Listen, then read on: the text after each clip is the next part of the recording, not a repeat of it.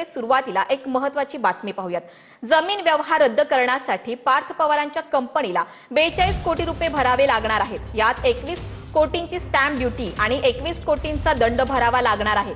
Registry ऑफिसने तशी notice Parth पवारांच्या कंपनीला पाठवलेली आहे।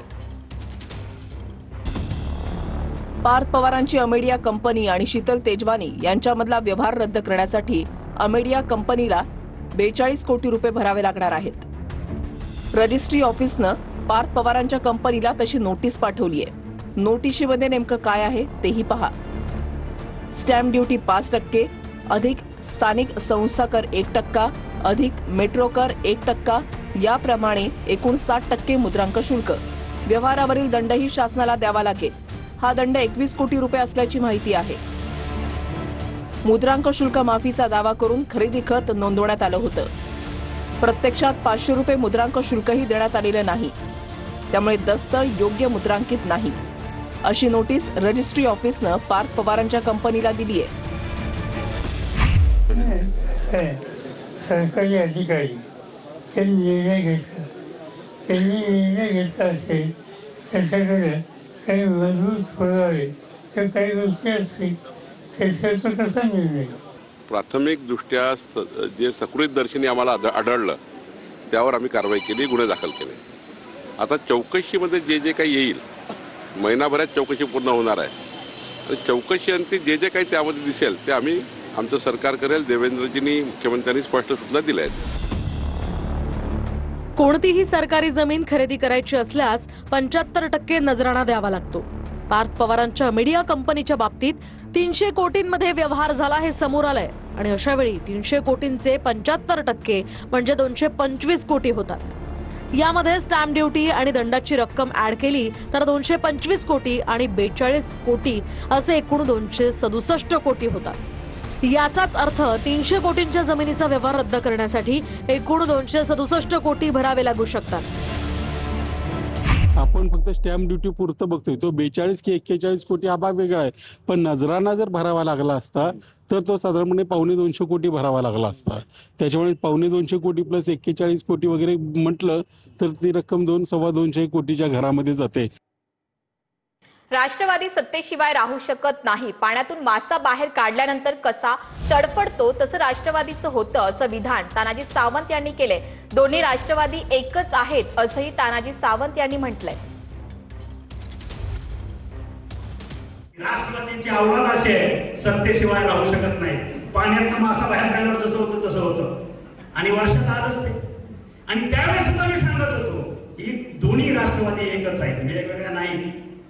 ह्याचा प्रत्यंतर तुम्हाला गेल्या 10 दिवसात गेल्या महिन्याभरात आला असेल। दोस्तीत कुस्ती तानाजी सावंतांनी करू नये आणि आपलं राष्ट्रवादीवर टीका करण्याच्या नादामध्ये आपलं अज्ञान महाराष्ट्राच्या जनतेला दाखवू नये। तानाजी सावंतांनी राष्ट्रवादीचा इतिहास सांगितला। तानाजी सावंताला एक सांगतो की या महाराष्ट्रामध्ये कुणाचं जरी सरकार बनलं तर ते सरकार राष्ट्रवादीशिवाय बनू शकत नव्हतं।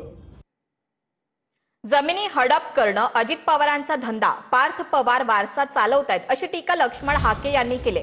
पार्थ पवार जमीन व्यवहार प्रकरणावरून लक्ष्मण हाकेंनी अजित पवारांवर ही टीका केली।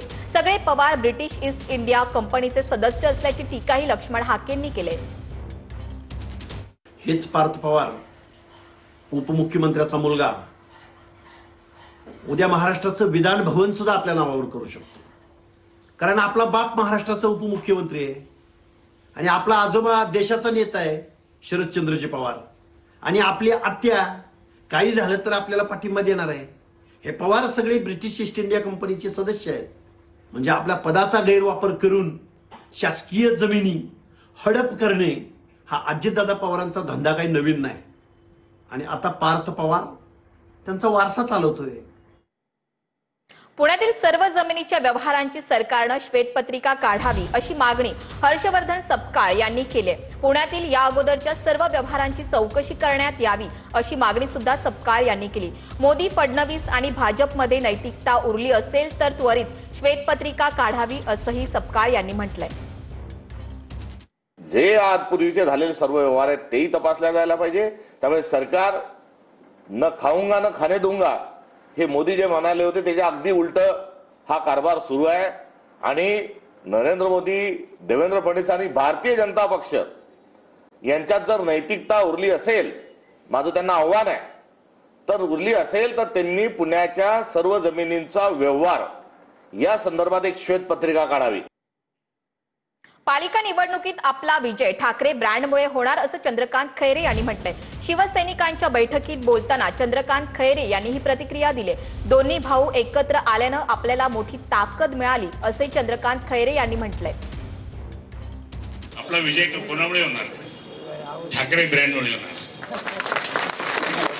दोन्ही भाऊ एकत्र आल्यामुळे देशात चर्चा सुरू झाली. आज मुंबई असेल, महाराष्ट्र असेल, सगळीकडे त्या ठिकाणी जबरदस्तपणे त्या ठिकाणी वातावरण निर्माण झालं. दोन्ही भाऊ एकत्र आल्यामुळे आपल्याला खूप मोठी ताकद मिळाली. चिखलदरा नगरपालिका निवडणुकीत महायुती जिंकेल असा निर्धार कार्यकर्त्यांनी केल्याचं बावनकुळे यांनी म्हटलंय. धारणे, मेळघाट, चिखलदरा परिसरात 100% महायुती जिंकेल असा विश्वास बावनकुळेंनी व्यक्त केला. आणि आज चिखलदरा धारणी नगरपालिकाच्या निवडणुकीमध्ये 51% मतं घेऊन महायुती जिंकेल असा निर्धार या ठिकाणी आलेल्या कार्यकर्त्यांनी केला आहे. मला विश्वास आहे की धारणी आणि मेळघाट आणि चिखलदरा या परिसरामध्ये 100% महायुती जिंकेल. कोल्हापुरात स्वाभिमानी संघटना काँग्रेससोबत जाण्याच्या तयारीत आहे. एकत्र लढण्याच्या प्रस्तावाला काँग्रेस आणि स्वाभिमानीकडून सकारात्मक प्रतिसाद देण्यात आलाय. लवकरच यावर शिक्कामोर्तब करू, स्वाभिमानी शेतकरी संघटनेचे नेते राजू शेट्टींनी ही माहिती दिली. स्वाभिमानी शेतकरी संघटनेनं आगामी नगर परिषदा आणि जिल्हा परिषदेच्या निवडणुकीमध्ये जिथे जिथे सक्षम कार्यकर्ते आहेत त्यांना चळवळीसाठी अजून ताकद मिळावी म्हणून निवडणुकीच्या मैदानामध्ये उतरवण्याचं ठरवलेलं आहे. काँग्रेसकडून तसा सकारात्मक प्रतिसाद आलेला आहे. लवकरच याच्यावर आम्ही शिक्कामोर्तब करू. कुर्ल्यामध्ये मनसेला धक्का बसलाय. मनसे उपविभाग अध्यक्ष प्रीतम चेऊलकर यांनी राजीनामा दिलाय. प्रीतम चेऊलकर यांच्यासह अनेक कार्यकर्त्यांनी शिंदेच्या सेनेमध्ये प्रवेश केलाय. शिंदे गटाचे आमदार मंगेश कुडाळकर यांच्या नेतृत्वाखाली हा पक्ष प्रवेश पार पडलाय. अनेक गोष्टी होत्या इकडे, आम्ही अनेक गोष्टी तक्रारी करून झाल्या, परंतु ते वरपर्यंत काही पोचत नाही. त्यामुळे फायनली आम्ही डिसाईड केलं की आता जायला पाहिजे. आज तुम्ही बघत असाल आमच्याबरोबर एवढे लोक आलेत, ते सगळे आम्ही कामं करत होतो म्हणून आलेत आणि मंगेशजींच्या ज्या कामांमुळे सगळे प्रेरित होऊन सगळे आलेले आहेत. आज ह्या ठिकाणी मोठ्या प्रमाणावर प्रीतमजींच्या नेतृत्वाखाली संपूर्ण कुर्ला विधानसभेतील बहुतांशी पदाधिकारी आणि मनसैनिक ह्या ठिकाणी आलेले आहेत. त्यांचं मी खरोखर स्वागत करतो.